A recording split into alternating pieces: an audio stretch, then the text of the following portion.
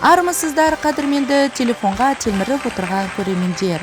Мен бүгін сіздерге дастарханның сәні, балалардың сүйікті дәмі, Айдананың жақсы көретін наны десем болады, пиццаны пісіретін боламын. Оған дейін сіздер бір шайнек шайларыңызды қойып дайын отырыңыздар, ал кеттік.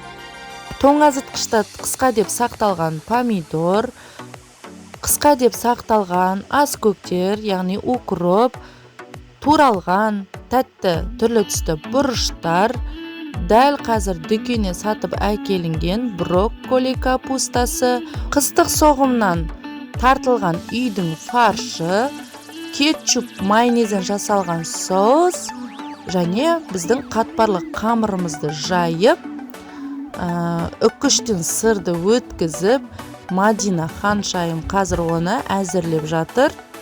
Олай болса қамырымызды әрлеп, нәрлеп, сәндеп жіберейік.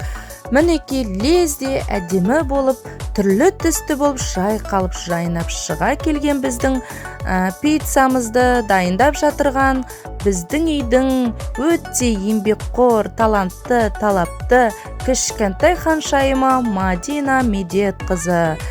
Сол үшін Мадина Медетқызын қолдап, қолпаштап, қошемет көрсетіп қойыңыздар ағайын. Қазір бірер сұхбат алып жіберейін. Мадина Медетқызы, осы пиццаны жеуге асықсыз ба? Әрине, жеуге асықтым. Олай болса, қазір духовкаға тезірек сала қой.